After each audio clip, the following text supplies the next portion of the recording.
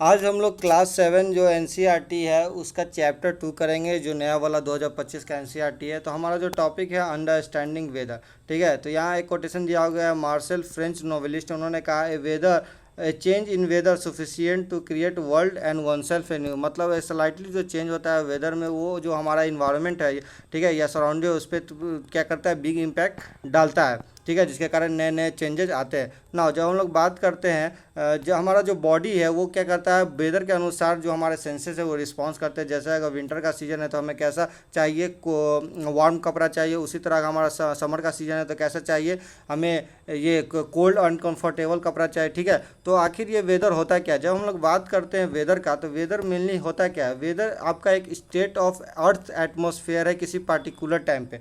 ठीक है, या पार्टिकुलर प्लेस पे, चाहे वो रेनी हो सकता है, क्लाउडी हो सकता है, समर हो सकता है। ठीक है, तो ये मेनली क्या होता है, एटमॉस्फेयर का स्टेट बताता है किसी पार्टिकुलर टाइम और किसी पार्टिकुलर प्लेस पे।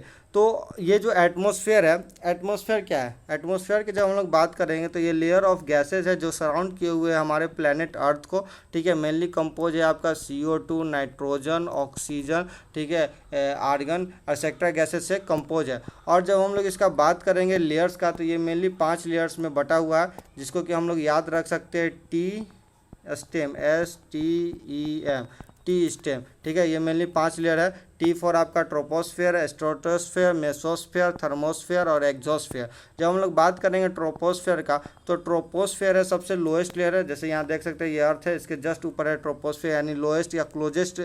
क्लोजेस्ट क्या है? Closest to the surface of earth. ठीक है, और यहाँ पे क्या होता है, जितने वेदर फेनोमेना जैसे रेनफॉल हो गया, क्लाउड फॉर्मेशन हो गया, थंडर स्टॉर्म हो गया, ठीक है, तो सारे नेचुरल फेनोमेना इस ट्रोपोस्फेयर के लेयर में होते हैं। उसके अलावा यहाँ पे लाइफ पाया जाता है। क्यों? क्योंकि ये मेनली जो जोन है, इसमें बायोस्फीयर पाया जाता है। ये हो गया हाइड्रोस्फीयर, ये हो गया एटमॉस्फेयर, ये हो गया लिथोस्फीयर।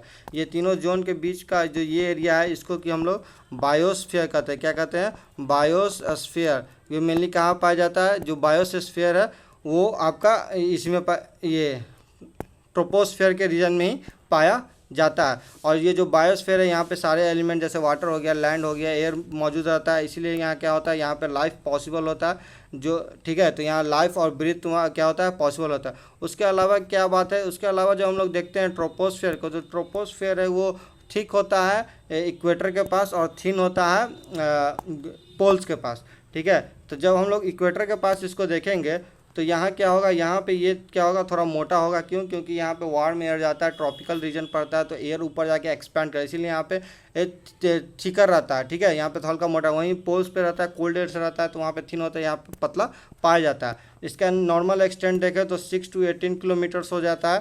तो जो ज़्यादा होगा वो ट्रॉपिकल एरियाज़ में पाए जाएंगे, और जो कम होगा वो पोल के एरिया में पाए जाएंगे। उसके अलावा अगर हम लोग वेदर्स देखें तो कौन कौन से वेदर, हॉट, कोल्ड, रेनी, कोल्ड, ह्यूमिड, स्नोई, विंडी, इस टाइप के वेदर्स हम लोग को पाए जाते हैं। अब ना जो एलिमेंट्स है, जो फैक्टर्स है जो वेदर को डिसाइड करते हैं, वो है temperature, precipitation, atmospheric pressure, wind, humidity. Temperature क्या होता है, जो हॉट एंड कोल्ड हम लोग एटमॉस्फेयर में फील करते हैं उसे ही टेम्परेचर करते हैं। प्रेसिपिटेशन क्या होता है, जब वाटर का डिफरेंट फॉर्म में कन्वर्जन होता है, जैसे रेन हो गया, स्नो हो गया, सिल्ट हो गया, रेन ड्रॉप्स हो गया, उसे हम लोग क्या करते हैं, प्रेसिपिटेशन कहते हैं। हेल मतलब वही होता है जो ओला पड़ता है ना, उसे ही हम लोग हेल कहते हैं। छोटे छोटे जो बर्फ़ के दाने गिरते हैं।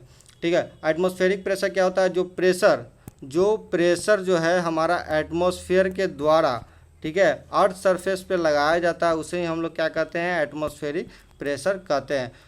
और विंड क्या होता है, wind mainly horizontal movement of air होता है। मतलब हाई प्रेशर से जब लो प्रेशर, ये हो गया हॉरिजेंटल, ये क्या हो गया, लो प्रेशर। हाई प्रेशर से लो प्रेशर में जब मूवमेंट होता है एयर का, उसे हम लोग क्या कहते हैं, विंड कहते हैं। ह्यूमिडिटी क्या होता है, जो amount of water vapour mainly जो गैसेस फॉर्म में जो लिक्विड रहता है वाटर में, उसे हम लोग वाटर वेपर कहते हैं। जो amount of water vapour air में रहता है उसे हम लोग क्या कहते हैं, ह्यूमिडिटी कहते हैं ना।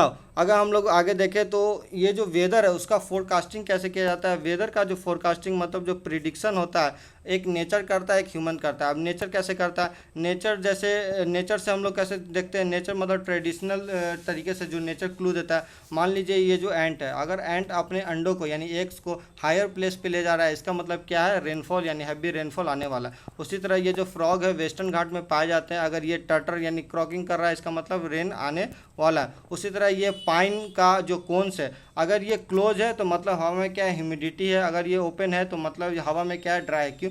क्योंकि ये ह्यूमिड में अपने सीड्स को बचाने के लिए क्लोज होता है, वहीं ड्राई सीजन में ये क्या होता है? ओपन हो जाता है। तो ये नेचर भी इंडिकेट करता है, जिसे हम लोग ऑब्जर्व करते हैं, हमारे पूर्वज लोग एंसिस्टर इसे ऑब्जर्व करते हैं और इसे जनरेशन बाय जनरेशन अपने इन्फॉर्मेशन को पास करते थे। परंतु अब क्या है? टेक्नोलॉजी का ज़माना है, ठीक है। तो अब मेट्रोलॉजिस्ट होते हैं जो कि वेदर का स्टडी करते हैं, उनके पास डिफरेंट टाइप्स ऑफ इंस्ट्रूमेंट्स रहता है। क्या रहता है? इंस्ट्रूमेंट्स रहता है, जिसके कारण वो वेदर का अनुमान लगाते हैं। तो जैसे टेम्परेचर के लिए क्या हो गया? टेम्परेचर के लिए उनके पास डिफरेंट टाइप्स ऑफ थर्मोमीटर्स रहते हैं, ठीक है, जिसमें सेल्सियस स्केल्स से या फ़ारेनहाइट जो भी है उससे वो क्या करते हैं? टेम्परेचर को नापते हैं। अगर जब थर्मोमीटर नहीं था तो पहले क्या होता था? पहले अगर मान लीजिए कोई कोल्ड प्लेस पर रह रहा है, अगर बर्फ़ पिघलने लगे तो उसे लगता था कि अब समर आने वाला है। उसी तरह अगर आप देखेंगे कि अगर क्या होता है, नारियल का तेल अगर जम जाता था तो मतलब ये ठंड आने वाला, या फिर दही से जमने में ज़्यादा टाइम लगता था मतलब विंटर आने वाला। तो ऐसे हमें पता चलता था। परंतु अब क्या है? थर्मामीटर है, डिफरेंट टाइप्स ऑफ थर्मामीटर है, जिसके कारण क्या होता है? एम्बिएंट मतलब तुरंत तुरंत हमें मिल जाता है कि वेदर क्या है, किस कंडीशन में, ठीक है। यानी टेम्परेचर जो क्या है, मैक्सिमम है या मिनिमम है, उसके बारे में हमें क्या करता है? थर्मोमीटर से तुरंत ही पता चल जाता है। हमें ज़्यादा समय के लिए या कुछ ज़्यादा ऑब्जर्वेशन करने की ज़रूरत नहीं पड़ता है। तो इन जो इसको निकालने का तरीका क्या है? इसका जो थर्मोमीटर है उसमें मेनली दो तरीक़ा से काम किया जाता है। एक होता है रेंज ऑफ टेम्परेचर। क्या है? रेंज ऑफ टेम्परेचर, जिसमें मैक्सिमम और जो मिनिमम रहता है, ठीक है, मैक्सिमम और मिनिमम को हम लोग क्या करते हैं? माइनस कर देते हैं। मान लीजिए मैक्सिमम 40 डिग्री और मिनिमम है 20 डिग्री। तो अगर हमको निकालना हो रेंज ऑफ टेम्परेचर तो 40 - 20 कर देंगे। क्या करेंगे? 40 - 20, तो हमारा क्या आ जाएगा आंसर? 20 हमारा आ जाएगा रेंज ऑफ टेम्परेचर। वहीं अगर मीन डे टेम्परेचर निकालना हो तो इसमें मैक्सिमम प्लस मिनिमम, यानी मैक्सिमम प्लस मिनिमम कर देंगे तो 40 + 20 कर देंगे, ठीक है। 40 + 20 बटे 2 यानी डिवाइडेड बाई 2 कर देंगे तो ये क्या आ जाएगा? 80। ये आ जाएगा हमारा 80 डिवाइडेड बाई 2 यानी 40 आ जाएगा। तो ये क्या हो जाएगा? 40 हमारा हो जाएगा मीन डे टेम्परेचर, ठीक है। तो रेंज ऑफ टेम्परेचर में मेनली हम लोग क्या करते हैं? सब्ट्रैक्शन करते हैं और ये 24 घंटे का निकलता है। और मीन डे टेम्परेचर क्या होता है? इसमें हम लोग क्या करते हैं? दोनों को मैक्सिमम टेम्परेचर मिनिमम टेम्परेचर को ऐड कर देते हैं और डिवाइडेड बाई 2 कर देते हैं। नाउ जब हम लोग देखेंगे ये इंडियन मेट्रोलॉजिकल डिपार्टमेंट है, इसका एक इस्टेब्लिश हुआ था जो कि वेदर वगैरह का फोरकास्टिंग करता है। ये 1875 में इसका इस्टेब्लिशमेंट हुआ था। और इसका जो मोटे है from the sun arises rain, ये मनुस्मृति से लिया गया था। आगे हम लोग अगर देखते हैं तो यहाँ पे ये दिया हुआ है कुछ इक्वेशन जिसे आप लोग निकालिएगा, ठीक है। नाउ आगे नेक्स्ट हमारा क्या है? पर्सिपिटेशन मेनली जो वो रेनफॉल वगैरह जो होता है या स्नोफॉल जो होता है उसे हम लोग मेजर करते हैं। तो ये जो इंस्ट्रूमेंट आपको दिख रहा है यहाँ पे, इसे रेन गेज कहते हैं। क्या कहते हैं? Rain gauge. इस रेन गेज इंस्ट्रूमेंट के मदद से हम लोग क्या करते हैं? पर्सिपिटेशन को मेजर करते हैं। मेनली ये जो फनल्स आपको दिख रहा है इसमें क्या होता है? वाटर ड्रॉपलेट्स आते हैं, ठीक है, जो कि इसमें कलेक्ट होते हैं जब रेनफॉल होते हैं। और जितना ये स्केलिंग है, ठीक है, जितना ये स्केल बताता है उतना रेनफॉल हुआ है, ठीक है। मान लीजिए 5 mm कलेक्ट हुआ है, इसका मतलब हम लोगों ने 5 mm क्या किया है? रेनफॉल रिसीव किया है। नेक्स्ट है हमारा एटमॉस्फेरिक प्रेशर, जो कि एटमॉस्फेयर के द्वारा प्रेशर लगाया जाता है हम लोगों को, उसी हम लोग क्या करते हैं? एटमॉस्फेरिक प्रेशर कहते हैं। नाउ अगर हम लोग देखेंगे एटमॉस्फेरिक प्रेशर, तो जो हमारा कोस्टल एरियाज़ होता है, ठीक है, प्लेनी एरियाज़ में या कोस्टल एरियाज़ में तो हमें एटमॉस्फेरिक प्रेशर ज़्यादा लगता है। वहीं जैसे जैसे हम लोग माउंटेन्स पे जाएंगे, हिली एरियाज़ पे जाएंगे तो क्या होता है? एटमॉस्फेरिक प्रेशर वहाँ पे कम हो जाता है। क्या हो जाता है? कम हो जाता है। जहाँ सी बात है, यहाँ पे क्या होता है? टेम्परेचर वार्म रहता है तो एटमॉस्फेयर एक्सपेंड करता है, यहाँ पे कम रहता है। हाइट के साथ टेम्परेचर डिक्रीज करता है तो मेनली यहाँ पे एटमॉस्फेरिक प्रेशर कम रहता है। जब एटमॉस्फेरिक प्रेशर कम रहेगा तो ये देख रहे हैं ना, छोटे छोटे जो ये बबल्स, मान लीजिए इसे ऑक्सीजन मान लीजिए, ठीक है। तो क्या होता है? यहाँ पे जो कोस्टल एरियाज में ऑक्सीजन का मात्रा ज़्यादा है, परंतु यहाँ देखिए हायर एरिया में क्या एटमॉस्फेरिक प्रेशर कम होने के कारण क्या है? ऑक्सीजन का ये क्या हो जाता है? मात्रा क्वांटिटी कम हो जाता है। ठीक ना। तो जब हम लोग हाई लो यानी प्लेन एरिया से माउंटेन एरिया पे जाते हैं तो माउंटेन एरिया पे क्या होता है, लो प्रेशर होने के कारण एटमॉस्फेयर कम होने या सम टाइम क्या होता है हमारे नोक से ब्लीडिंग हो जाए, क्योंकि हमें बॉडी में प्रेशर ज़्यादा रहता है और एटमॉस्फेयर में कम रहता है, इसलिए हमारे नाक से क्या होता है यानी नोज से क्या होता है ब्लीडिंग स्टार्ट हो जाता है। नाउ अब हम लोग बात करेंगे कि एटमॉस्फेरिक प्रेशर नापा किसे जाता है। तो एटमॉस्फेरिक प्रेशर मेनली बैरोमीटर से नापा जाता है, जो कि इंस्ट्रूमेंट है, और मिलीबार में जनरली ये क्या करता है, इंडिकेट्स करता है। जैसे का ये हो गया ये खारदुंगला टॉप हो गया, highest motorable road in the world. ये कहाँ है, ये आपका लद्दाख में है।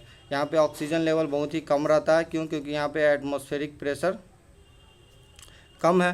ठीक है। नाउ नेक्स्ट अगर हम लोग बात करेंगे विंड। विंड क्या है, विंड जैसे कि हमने कहा हॉरिजेंटल मूवमेंट ऑफ एयर, कहाँ से, हाई प्रेशर से लो प्रेशर। ठीक है। तो ये क्या होता है, इसे हम लोग क्या कहते हैं, विंड कहते हैं। विंड मेनली हेल्प क्या करता है, ये मेनली क्या करता है, जो सीड होता है किसी भी प्लांट का उसको एक जगह से दूसरे जगह ट्रांसपोर्टेशन में हेल्प करता है। नाउ अगर हम लोग बात करें विंड का इंपॉर्टेंस क्या है, विंड का इंपॉर्टेंस फ्लाइंग और सेलिंग में पड़ता है। फ्लाइंग एरोप्लेन्स वगैरह जो उड़ाते हैं, और सेलिंग जो बोट्स वगैरह समुद्र में सेल किया जाता है, उसमें इसका इस्तेमाल किया जाता है। विंड के डायरेक्शन को मेजर करने के लिए, किस डायरेक्शन में बढ़ रहा है उसके लिए वेदर वेन या विंड वेन भी जिसको कहा जाता है, उसका इस्तेमाल किया जाता है। और जब हम लोग स्पीड का जब हम लोग बात करते हैं, जैसे ये वाला देखिए, ये आपका विंड वेन है। ठीक है, विंड के डायरेक्शन को बताएगा। और ये एनोमीटर है, क्या है, एनोमीटर। ये क्या करता है, ये दोनों चीज़ बताता है। ये तो डायरेक्शन भी बताएगा किस डायरेक्शन में बढ़ रहा है। ठीक है। उसके अलावा ये क्या बताता है, उसके अलावा ये क्या होता है, स्पीड भी बताता है। नीचे में इसका एक मीटर लगा हुआ रहता है जो कि इसका स्पीड काउंट भी करता है। ठीक है। तो जो सिर्फ डायरेक्शन बताया उसे विंड वेन कहते हैं, और जो डायरेक्शन प्लस स्पीड बताया उसको क्या कहते हैं, एनोमीटर कहते हैं। क्या कहते हैं, एनोमीटर कहते हैं। और ये मेनली स्पीड कैलकुलेट किस में करता है, स्पीड कैलकुलेट करता है किलो पर आवर में, क्या, किलोमीटर पर आवर में। नेक्स्ट है हमारा ह्यूमिडिटी। ह्यूमिडिटी जो कि वाटर वेपर कंटेंट रहता है गैस में, उसी को हम लोग एटमॉस्फेयर में, उसे एयर में जो है उसे ही हम लोग क्या कहते हैं, ह्यूमिडिटी कहते हैं, जो कि डिपेंड्स करता है टेम्परेचर, विंड, प्रेशर और लोकेशन पे। आज मान लीजिए अगर समुद्र के किनारे या वाटर के रिसोर्स के किनारे तो ह्यूमिडिटी ज़्यादा रहेगा, ड्राई प्लेसेस में है तो ह्यूमिडिटी क्या होगा, कम होगा। क्यों, क्योंकि वहाँ पे वाटर का अवेलेबिलिटी होगा ही नहीं। ठीक है। नाउ अगर हम लोग बात करेंगे हाइग्रोमीटर। हाइग्रोमीटर क्या होता है, जो ह्यूमिडिटी को मेजर किया जाता है, एटमॉस्फेयर में कितना ह्यूमिडिटी है उसके लिए हम लोग क्या करते हैं, हाइग्रोमीटर का इस्तेमाल करते हैं। Thank you.